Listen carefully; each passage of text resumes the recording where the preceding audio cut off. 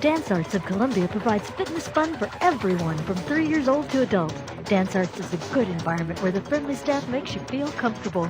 Dance Arts feels that dance is an art form that you can experience firsthand by learning tap, jazz, modern, musical theater, lyrical, and ballet.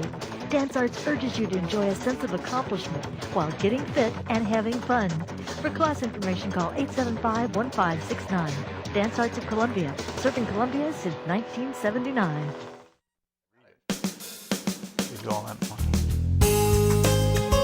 Good morning and welcome to Radio Friends. This is Monday, November the 19th, and we got my friend Mel Zelenak with us again today. Consumer travel tips, actually all around money-saving tips. Last month you were on here, and we ran out of time, but we were talking about buying an automobile and negotiating for that automobile. Yes, and we asked you if the typical negotiation on a new automobile is $1,000 off sticker.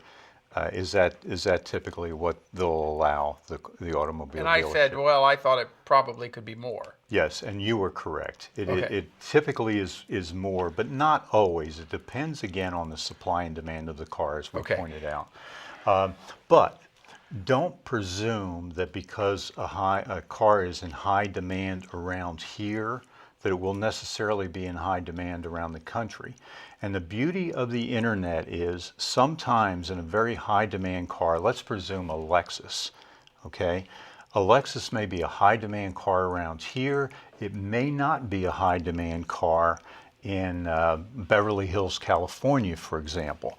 And when I'm saying the Lexus, let's take the lower level, whatever it's called now, the 350 Lexus, okay?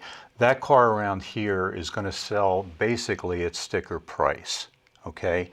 If you look around and if you consult some of the websites, you may find in a given year that the demand somewhere in the country is not that great for that specific vehicle. So then what do you do? And then all you need to do is contact them and negotiate with them, and you can either go pick up the car out there or you can have it shipped.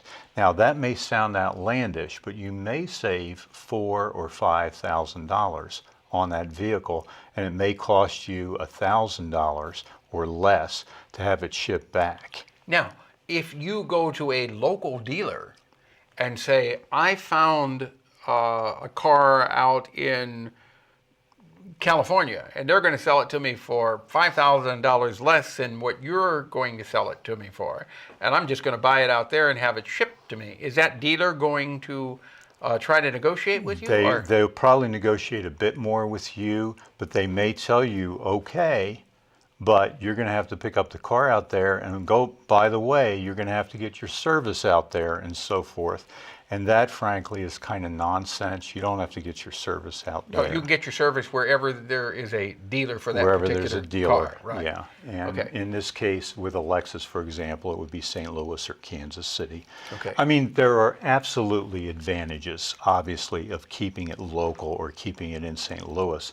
But if the difference is that dramatic, it may be worth it. Now, I found out about that opportunity a few years ago by going on one of the websites we recommended last time, which in this case was Edmunds.com.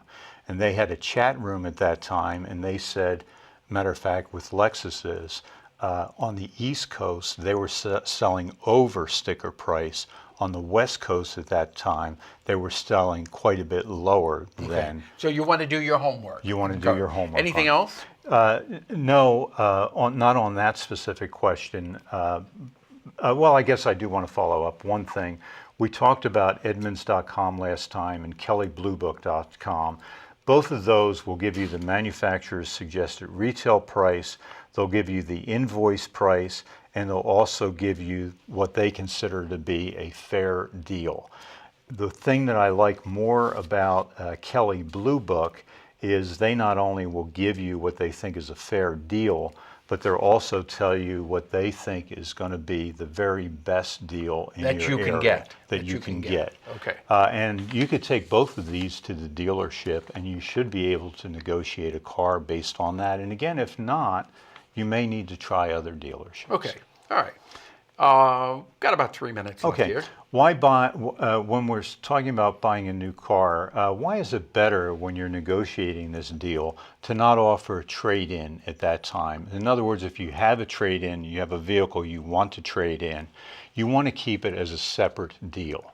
Why? That's probably because if they're going to give you a trade-in, it's going to bring the price down, and they're not as apt to trying to negotiate a better price with you. Is that true? It's too, I don't know if that's true as you said it, but let me explain it a different way. The best thing to do is to find out what the invoice price is, and then deal from that up when you're negotiating your trade-in. The dealer will most likely want to go from the retail price down because it will make your car to appear to you that you got a higher trade-in than maybe you think you should have gotten. So the best thing to do is to separate, and I don't know if I'm being clear here, but separate out the deals. The first one is okay, negotiate the price on the car. on the new car. And then say, hey, by the way, I've got a car I want to trade in. Yes, and then you look at one of these websites and see if they're giving you a fair deal on your used car at that point in time. Now, but what do you do if the dealer asks you when you go in to purchase a new car and negotiate, do you have a trade-in? And that's the first thing they're going to ask you. Well, you can answer it one of two ways, and I always say not at this time, and I may not.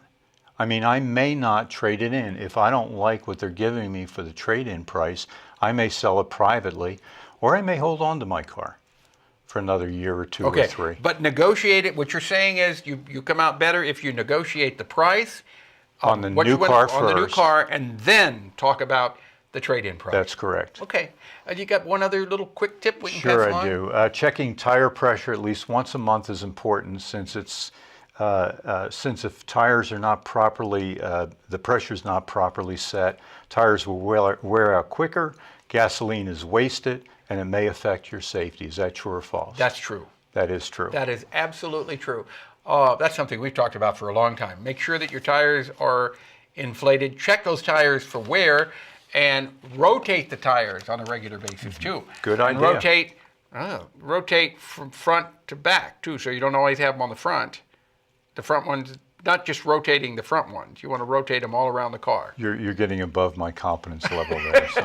Okay, Mel. Tire gauges, by the way, the best one is almost the cheapest one according to Consumer Reports. It's called AccuTire MS4400B or 402B. Consumer Reports is a real wealth of information there. May of 2012 Okay. if someone needs further All right. information. For and more as info- before, cruise@centurytel.net. He'll answer all your questions. We're out of time, Mel. Thank you so Thanks, much Paul, for coming very by. much. Always had pleasure to have you. Retired professor, consumer economics, University of Missouri. Our director, Travis McMillen, Reynolds Journalism Institute. Audio is Pat Akers, KBIA. Our floor director is Danny Matteson. And our assistant producer and guest coordinator, Uncle James Mauser. You can watch this program or listen to it again. Go to kbia.org, click on talk shows and on Radio Friends, and you can download a podcast or a podcast. See you. Bye-bye. Happy Thanksgiving. Yes.